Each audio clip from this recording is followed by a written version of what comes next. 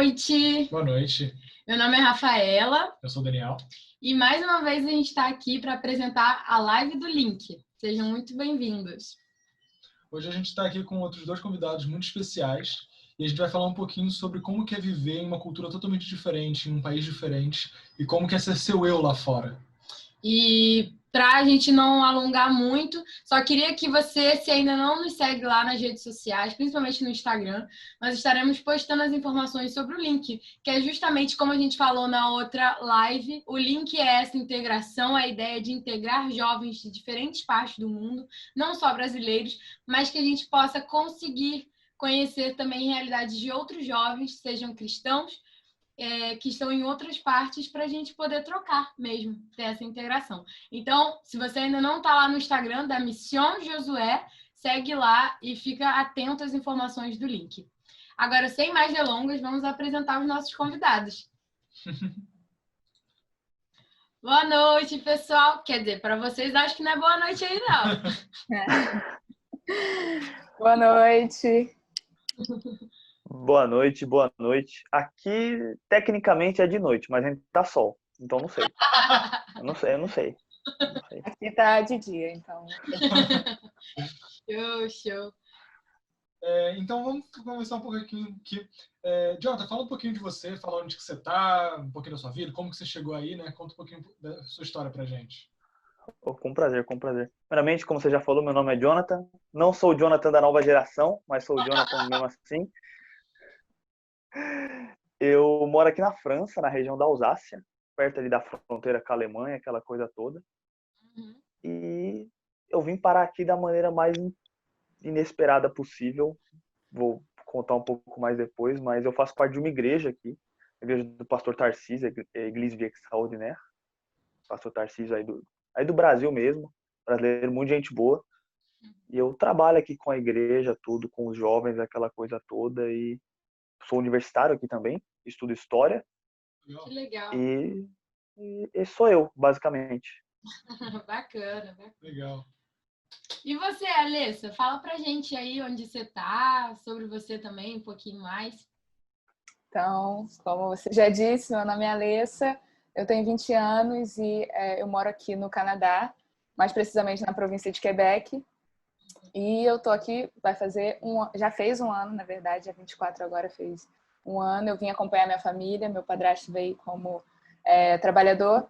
E eu tô aqui nessa adaptação. Espero começar a estudar ano que vem, mas estou nessa aventura aí há um ano.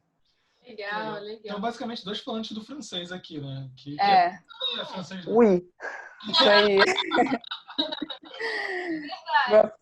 Um sotaque um pouquinho diferente, mas na teoria é a mesma coisa. Na teoria, tamo junto. E como é que foi esse processo para vocês, assim, de sair do país de origem de vocês para ir para um lugar diferente, né? Como é que surgiu isso, assim, na vida de vocês? Vamos começar pelo Jonathan, pode ser? Fala aí, Jonathan, um pouquinho Ok. do processo. Então, como eu vim pra cá, eu nunca na minha vida nem tinha pensado em vir pra Europa, em sair do meu país, sair do Brasil, sair de Itaquera. Nunca na minha vida que eu tinha pensado em sequer sair de Itaquera. Mas, do nada, Deus colocou essa oportunidade. Aí eu conheci um pastor que ofereceu um curso de francês. Eu falei, eu tinha um dinheiro guardado. Eu falei, por que não? Vamos ver o que dá. Eu vou aprender um francês. Aí eu vim pra cá e as coisas foram evoluindo. Apareceram pessoas no meu caminho para me ajudar, como o pastor Tarcísio, principalmente o pastor Tarcísio. E ele ali, meu pai, nós três, a gente foi fazendo um plano. E acabou que em poucos meses eu me encontrei aqui na França. Legal. Vim para cá basicamente para ajudar na igreja, para trabalhar lado a lado com a igreja aqui do pastor Tarcísio.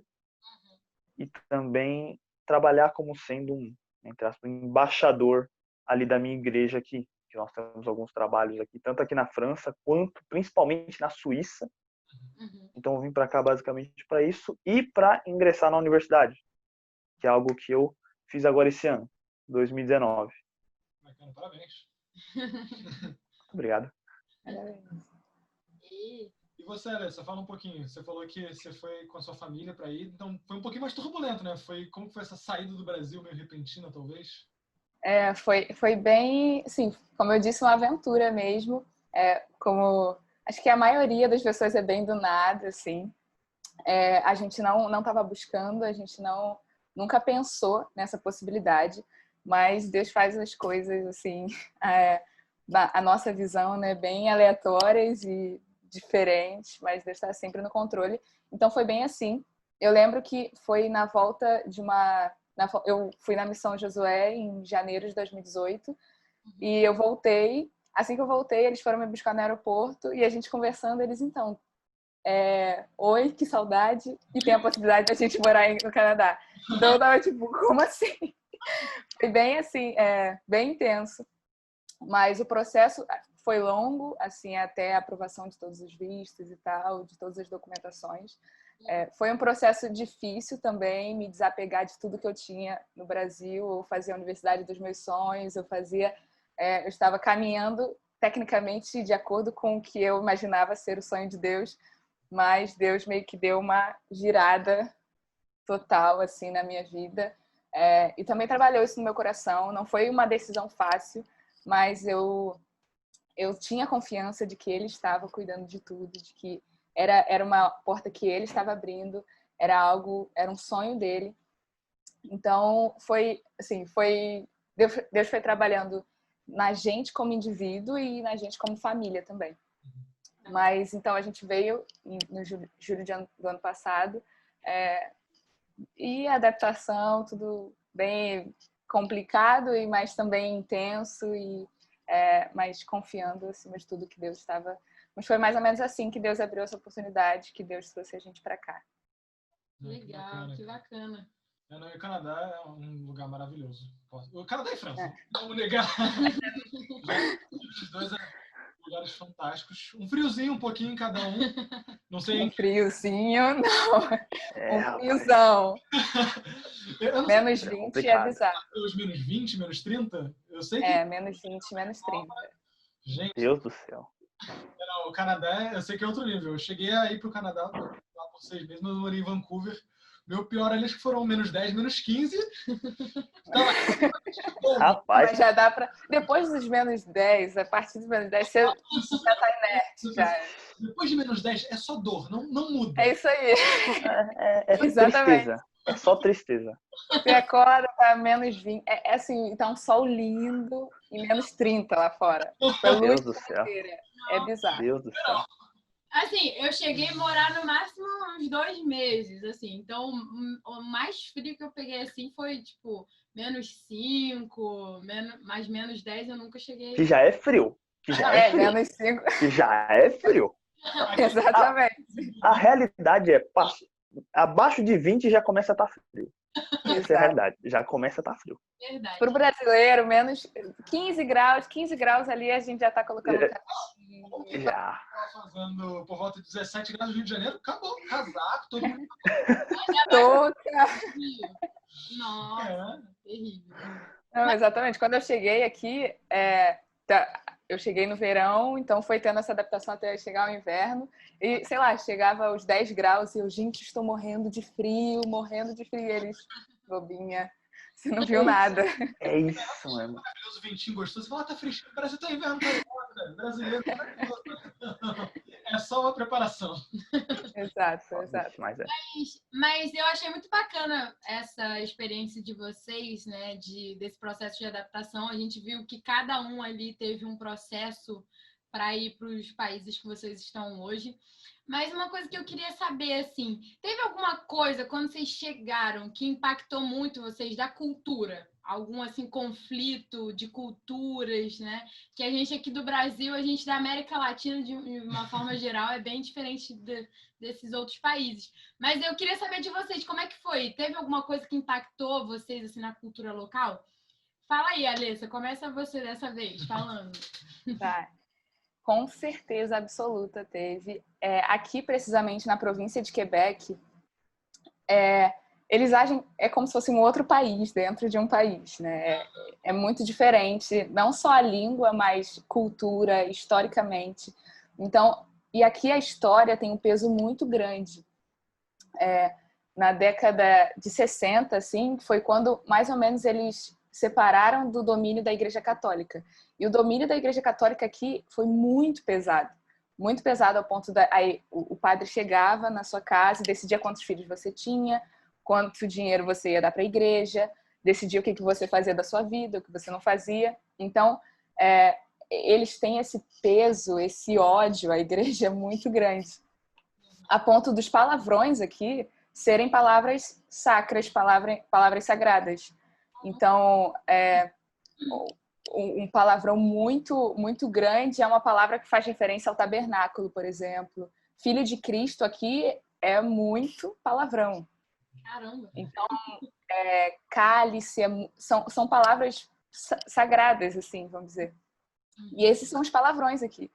Então, a gente vê o quanto esse peso religioso e que acaba influenciando, histórico também, mas que acaba influenciando, e a gente vê frutos e resultados até hoje, é muito diferente. Então, chegar aqui, encontrar essa realidade em que as pessoas... existem pessoas vivas ainda que passaram por essa pressão, essa pressão, essa história, assim, vamos dizer. Os jovens, eles ouvem falar, mas existem muitos idosos aqui que passaram por isso. Então, é algo muito fresco, não é tipo, 200 anos atrás. Então, é algo muito fresco na história, na mente deles. Então, esse choque foi bem intenso. Ver essa realidade de ódio, de você falar a palavra igreja e as pessoas já colocarem, assim, um pé para trás, já não... Igreja não.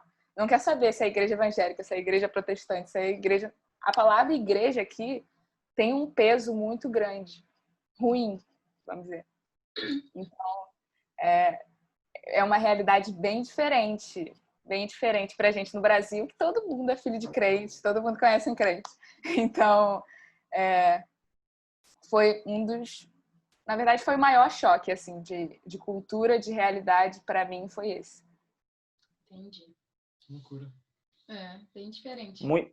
Muito interessante, que é muito parecido aqui com a França, nesse caso desse ódio com a igreja. Eu posso dizer que aqui na França é completamente igual.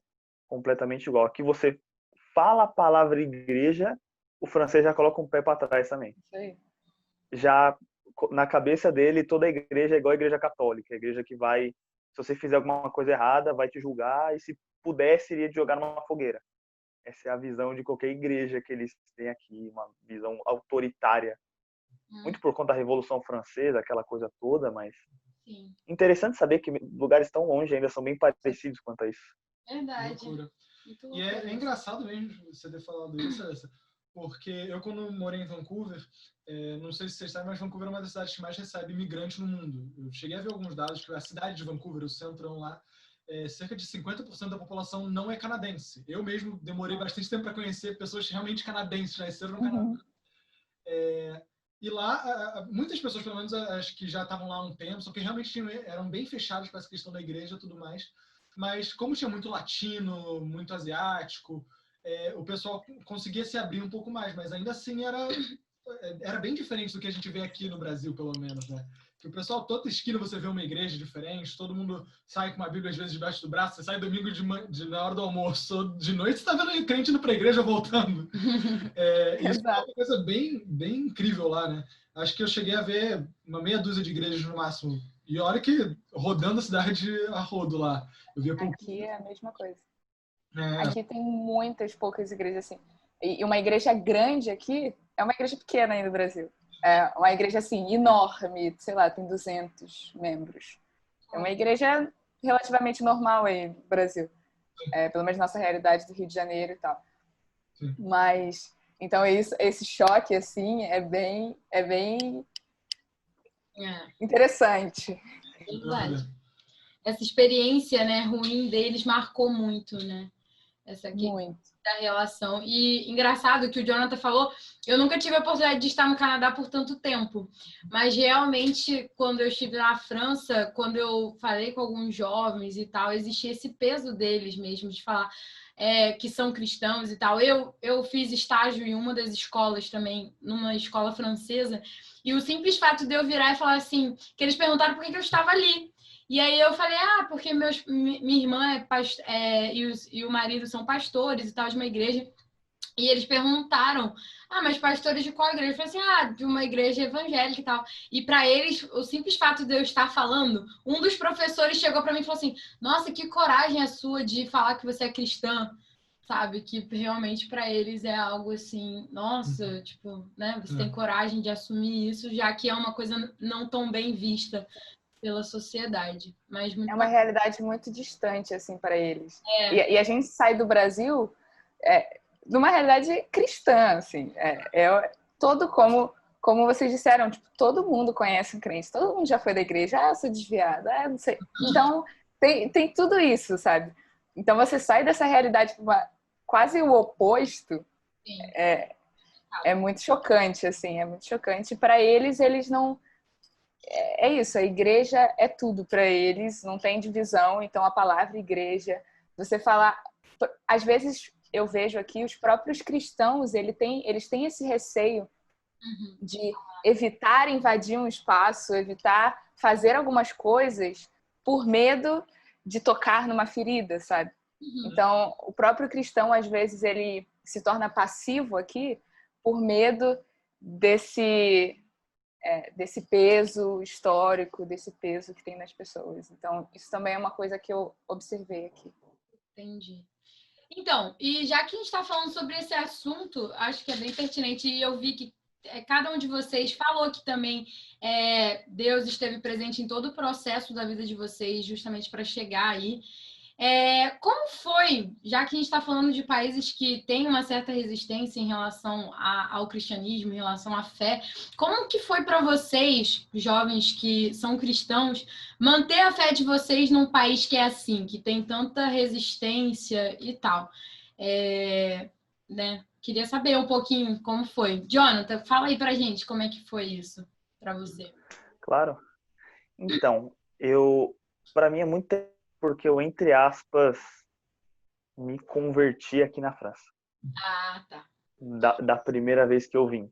Uhum. Minha real conversão foi aqui na primeira vez que eu vim. Então acaba que parte do meu coração cristão mora aqui. Mora aí. Então é meio assim, mas eu acredito que como eu consegui me manter na fé, até mesmo crescer na fé, porque graças ao bom Deus eu cresci muito na minha fé aqui, foi encontrar pessoas boas numa igreja boa. Por exemplo, aqui eu posso dizer que eu estou cercado de pessoas incríveis e de um pastor como Tarcísio, que vocês conhecem. O pastor Tarcísio é alguém incrível, realmente. Então, se cercar de pessoas boas, de pessoas que te levam para Cristo, acredito que é muito importante. Porque a sociedade aqui, como a gente estava falando, ela não gosta. A sociedade, ela literalmente, se ela vê qualquer coisa relacionada não só à igreja, mas a Jesus como um todo, qualquer coisa que remete ao cristianismo, ele já não gosta. Então, se cercar de pessoas que vão contra isso, pessoas que vão contra essa cultura, pessoas realmente cristãs, de fato, eu acredito que é a coisa mais importante. Para mim, o mais importante foi realmente encontrar uma comunidade. Porque ninguém é crente sozinho, né? Sem dúvida. Sim. Então encontrar essa comunidade, para mim, foi o X da questão, foi o pulo do gato. Para encontrar pessoas para realmente me incentivar na fé. Eu acho que essa é uma parte que acho que é a mais difícil, pelo menos, quando o pessoal sai assim sozinho. Graças a Deus você conseguiu ir para uma comunidade, encontrou pessoas assim. A Alessa também foi com a família dela, creio que também deve ter encontrado pessoas assim. Eu lembro que quando eu me mudei para o Canadá, foi um dos maiores baques foi esse, porque eu deixei para trás, pelo menos por um tempo, todos meus amigos, minha família e toda a minha comunidade cristã. Claro, eu ainda falava com eles por mensagem, assistia os cultos pela internet, mas ainda assim não era a mesma coisa, aquele convívio, poder compartilhar sua fé pessoalmente com as pessoas. E foi algo que foi bastante desafiador por muito tempo para mim lá. Até eu encontrar pessoas que compartilhassem da minha fé, e ainda assim foi bem difícil. E conseguir conviver com elas, compartilhar a vida, compartilhar o dia a dia, e conseguir mostrar quem eu era para elas foi um processo bem longo e difícil, né? Eu acho que muita gente passa por isso. Quando você está indo para um lugar novo, o fato de você não conhecer ninguém, quando você vai sozinho principalmente, é começar todas as suas amizades do zero, começar toda a sua vida do zero praticamente, né? Sim, verdade. Esse é o complicado, né? Mas é por isso que eu acredito que encontrar uma igreja boa é o X da questão, porque dentro de uma igreja, as pessoas cristãs elas já são, pelo menos aqui na França, são mais abertas do que as pessoas não cristãs. Porque o francês, em geral, o europeu, como geral, ele é muito fechado quanto a tudo. Então, dentro de uma igreja é o lugar mais aberto que você vai achar aqui. Sim. Por isso que igrejas são tão importantes Sim. para encontrar isso que você procurava, que eu também procurei, que acredito que todos nós que vamos para outro país procuramos, que é encontrar um lugar para falar eu pertenço a tal lugar. E antes de passar para a Alessa, eu queria só falar com o pessoal que está nos assistindo, se você chegou agora, não sei se você está desde o início, mas a gente está falando um pouquinho aqui com esses dois jovens, a Alessa e Jonathan, sobre como tem sido a experiência deles lá no exterior.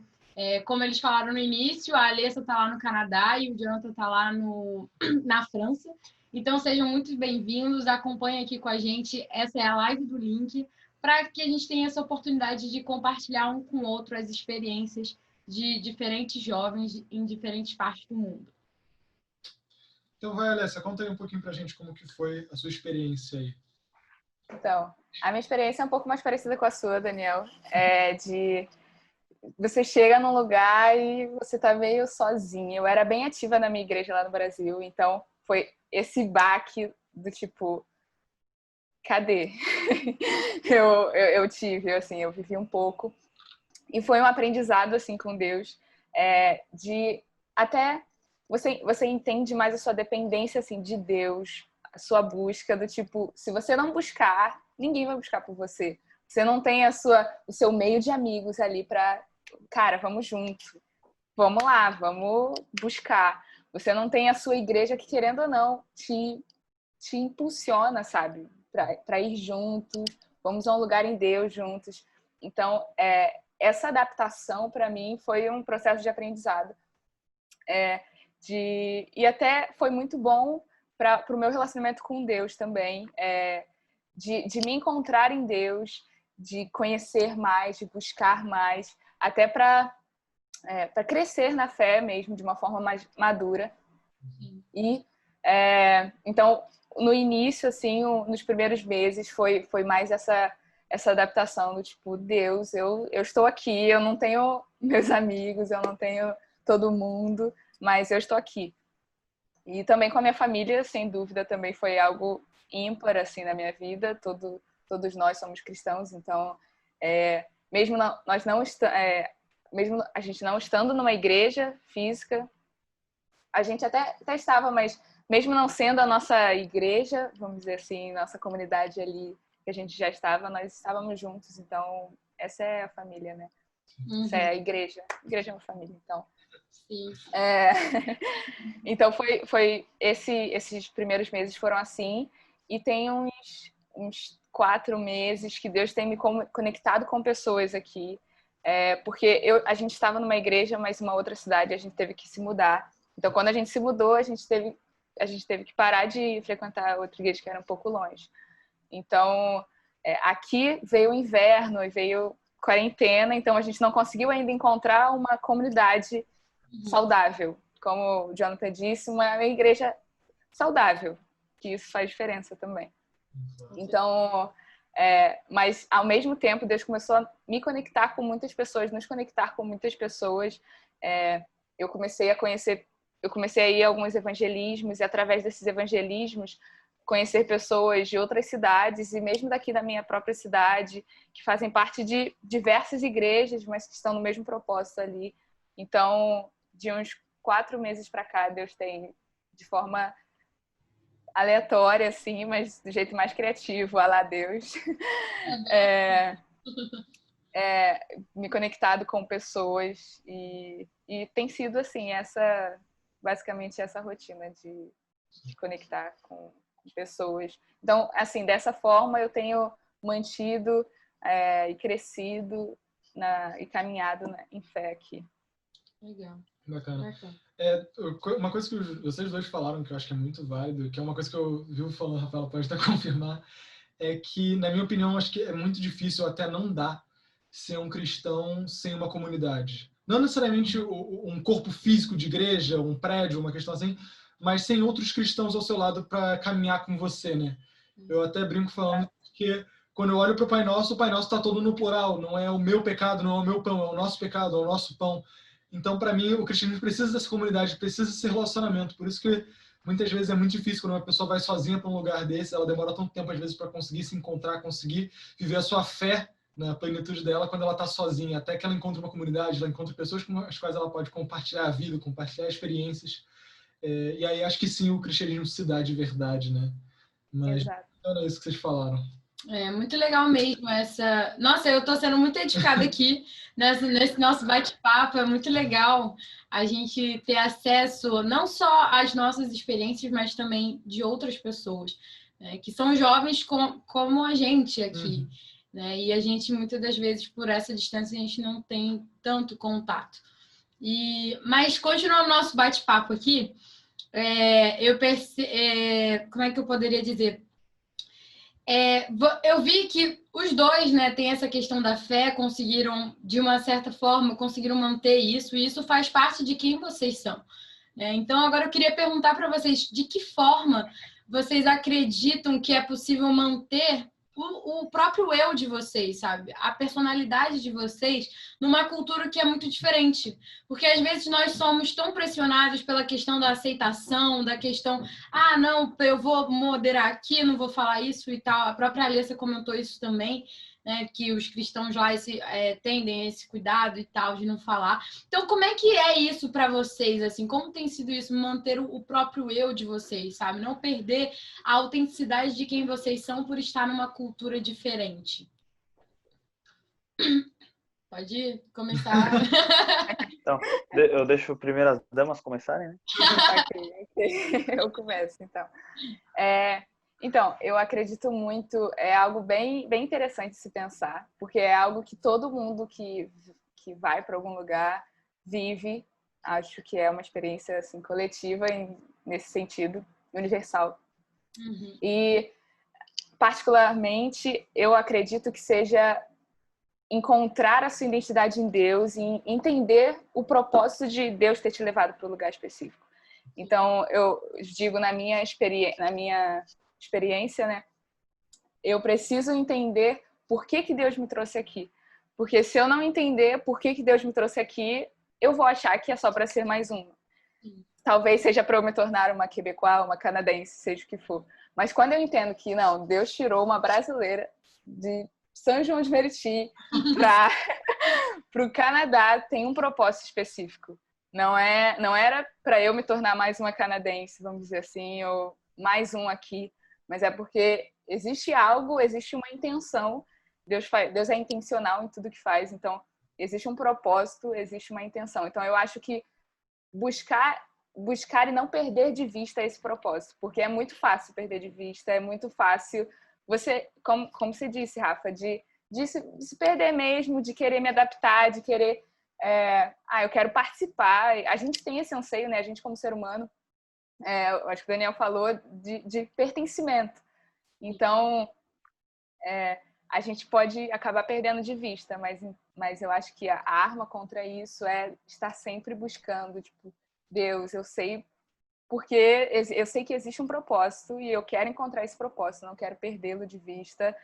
Eu sei que existe algo a mais, não é simplesmente para uma qualidade de vida ou, sei lá, para estudar para um currículo, não é, sabe? Então, é fácil demais a gente perder isso de vista, por isso que a gente precisa estar muito atento e vigilante nesse sentido. Mas eu acho, né, acredito que seja isso, de encontrar sua identidade, entender o propósito de Deus. Entendendo quem eu sou em Deus, eu entendo por que Deus me trouxe para cá. Uhum. Então, eu acho que é isso. Não é uma tarefa fácil, mas é uma aventura, como tudo em Deus, né? E você, Jalo, o que você acha? Então, eu assino embaixo tudo que a Alessa disse. Realmente assino completamente embaixo. Porque é isso, é se achar em Deus, é saber quem você é em Deus. Porque sabendo quem você é em Deus, você pode saber quem você é na Terra. Sim. Porque, querendo ou não, quando você vai para outro país, muita coisa sua muda. Muita coisa muda. Não adianta falar que eu vou ser a mesma pessoa que eu era há 2 anos atrás. Não vai. Não adianta, não vai. É outra cultura, é um lugar completamente diferente. São experiências novas. E o ser humano é um ser que se adapta muito bem. Então acaba que você se adapta onde você está.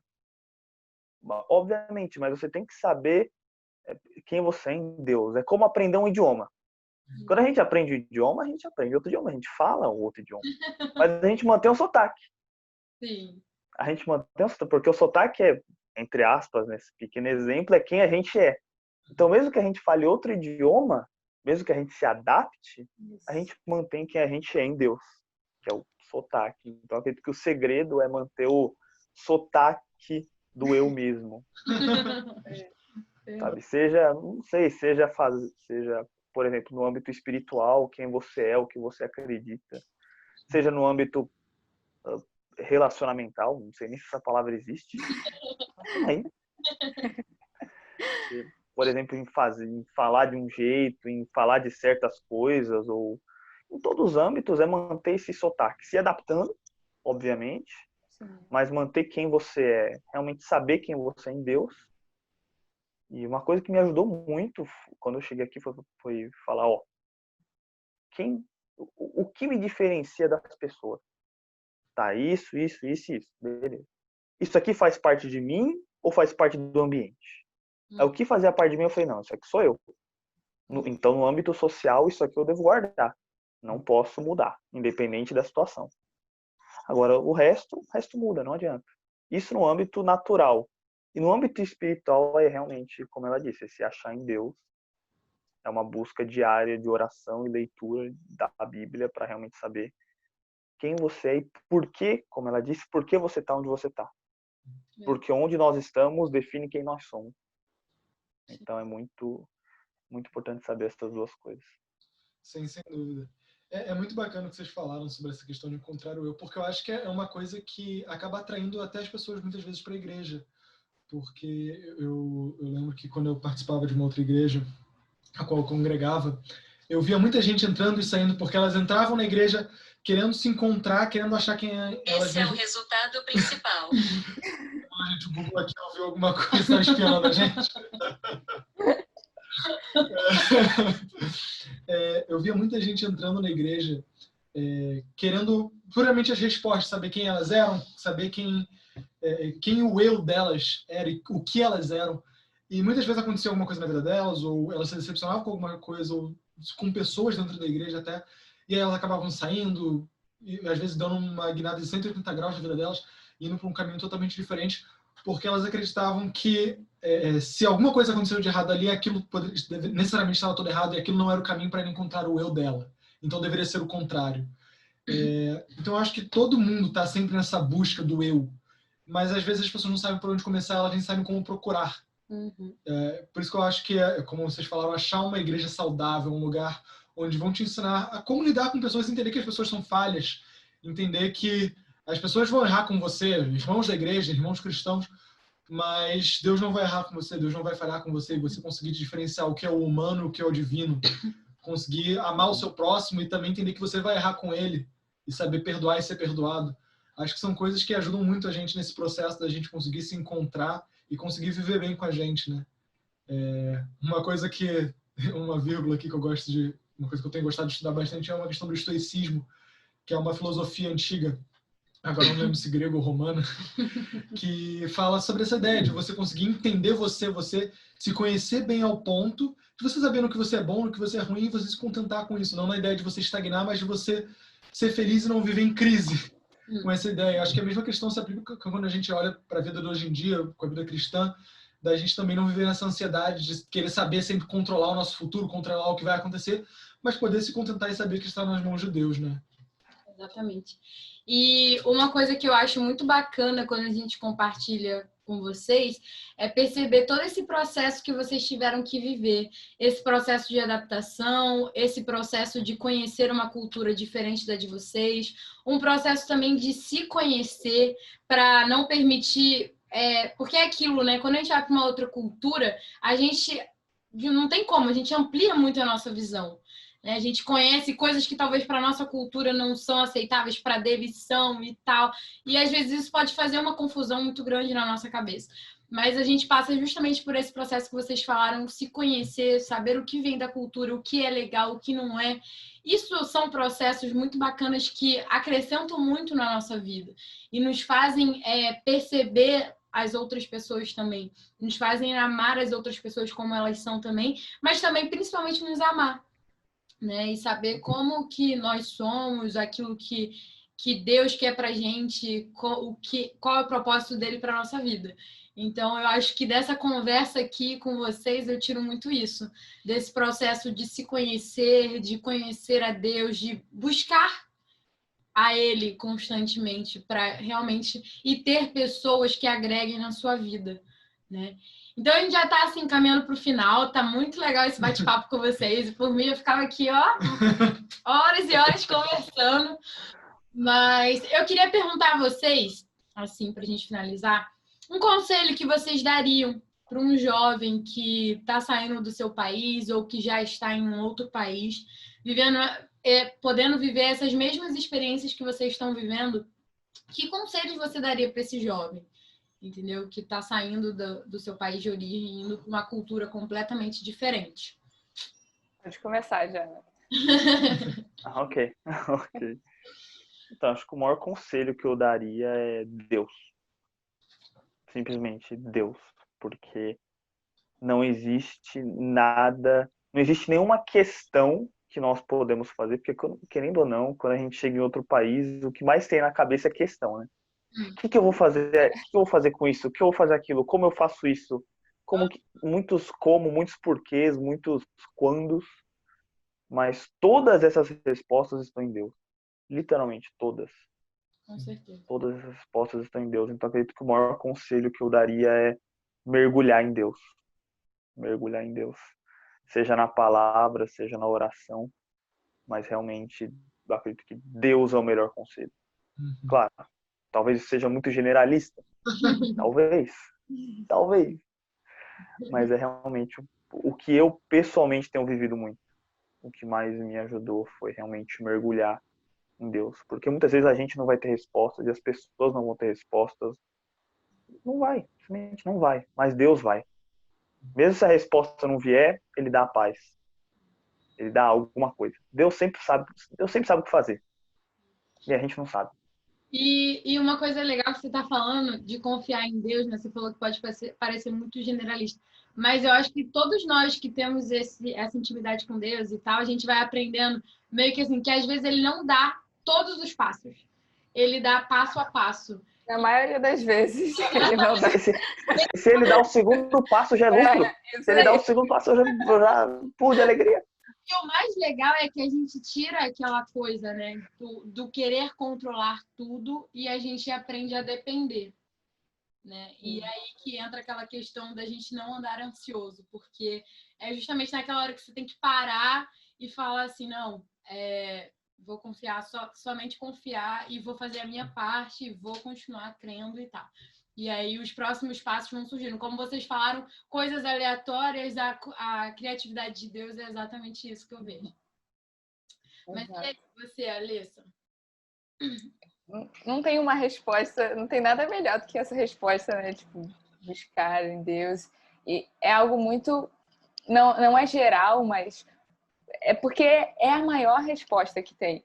Eu vejo todos os processos e crises, assim, e dúvidas, como o Jonathan disse, realmente são muitas questões. Você vai para um lugar e você é exceção, você não é mais a regra, você é literalmente o peixe fora d'água. Você vive uma vida incerta, vamos dizer assim, porque mesmo com tudo, não no sentido de visto e tal, essas coisas, mas querendo ou não, você não pertence àquele lugar, assim, lá no fundo, você sabe que não é o natural das coisas. Então, esse sentimento, ele vem, as crises vêm, as dúvidas vêm, mas eu vejo em todos os processos, assim, nesse um ano que eu tô aqui, confiar isso, essa confiança em Deus e essa certeza de que, cara, eu não tô vendo nada, mas eu confio que foi Deus que me trouxe aqui. Muitas vezes, quantas vezes eu tava assim, tipo, Deus, eu não estou vendo nada, não sei para onde eu vou, não sei por que eu vim para cá, não sei nada, mas eu sei quem está comigo. Então, essa confiança não é algo fácil, mas é um exercício, um processo. Então, se eu pudesse dar um conselho, seria confie em Deus, pratique sua confiança em Deus. Porque é isso, muitas vezes você só vai ter um passo e ainda vai ser um passo de fé. Você só vai ter o venha, entendeu? Você só vai ter, tipo, Deus, eu vou, se você não colocar o chão, eu vou cair, entendeu? Então, a gente viveu muito aqui, desde o vir para cá, gente, assim, Deus fazendo milagres. Então, confie no Deus que é dono do ouro e da prata, que pode, por amor aos seus filhos, ele pode mudar leis. Gente, é cada história que vocês conhecem, que você tem contato, como a Rafa disse, assim, sua mente abre. Então, é cada milagre extraordinário que você vê que o meu conselho seria confie no Deus, que não tem problema com regras humanas, que não tem limitações humanas, que está acima do governo, que está acima das estatísticas, que está acima dos problemas, das crises, das questões. E muitas vezes os nossos problemas, eles são só uma vírgula. Tipo, eu imagino às vezes Deus olhando a gente, tipo, cara, tá preocupado com isso aí não é nada pra mim, entendeu?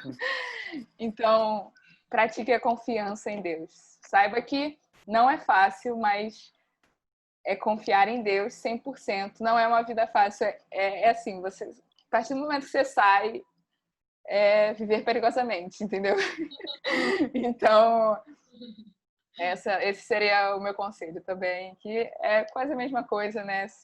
Então, mas é isso. Show, muito bacana, gente.